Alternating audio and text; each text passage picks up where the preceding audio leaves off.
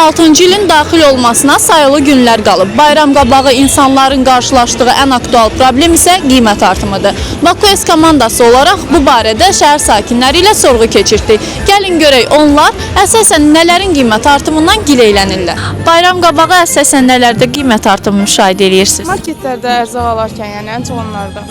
Başqa nələrdə görürsünüz? Başqa elə yenə ancaq marketlərdə. Bir də indi şəhərdə müəyyən yerlər açılıb, orada da istifadə edirlər. Yenə qiymət artımı çoxdur, normadan artıqdır.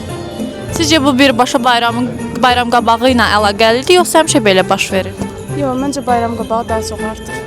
Produktların qiyməti qalxıb. Sonra bayram əhval-ruhiyyəsinə aid olan hər şeyin qiymətləri çoxdur. Restoranlarda qiymətlər baha.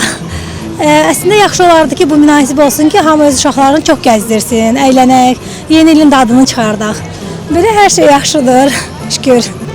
Çox sağ olun. Yolkadır, sonra yeni ilə alınan aksesuarlar da hamısı demək olar ki, çox bahadır.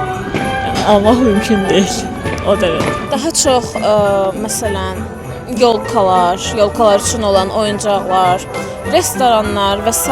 bir çox şeylərdə qiymət artımı həqiqətən çoxdur. Yəni heç bir təbəqəni nəzərə almırlar. Biraz qiymətlər göynəncidir.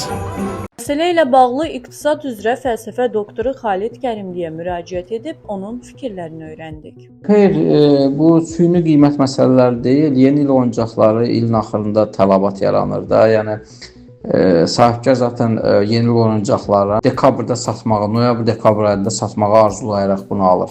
Satanmasa məcbur ayın axırında qiymət yendiriminə gedir və yaxud da sonra da onu da satanmasa məcbur saxlayır ambarlarda. Bir il həmin məhsulları ambarda saxlayır. Ambarda pullu işdir də, saxlamaq işi o qədər asan iş deyil. Bayram otellər bağlaşır, turizm xidmətləri bağlaşır, əyləncə xidmətləri bağlaşır, yaşa xidmətləri özü də o bayram günlərində olur və o bahalaşmanın da məntiqi əsası var.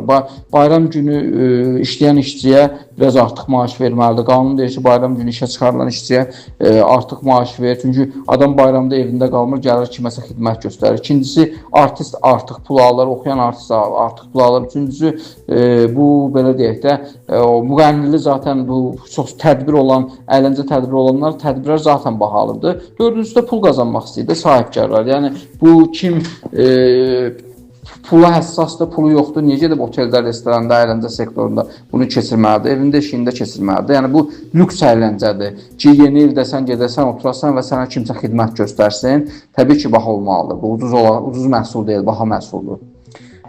Süni qiymətlərin bu məsələlərə və bayram ərəfəsindəki baş verən proseslərə heç bir adiyyəti yoxdur. Ölkədə süni qiymət problemi varmı? Var. Bu inhisarçılarla əlaqədar məsələdir və istehlak bazarları nəzarət Anti-İnhisar Dövlət Agentliyi bunun üzərində nəzarət formalaşdırmalıdır. Aksana Urucova, Asim Zülfüqarov, Bakues Az.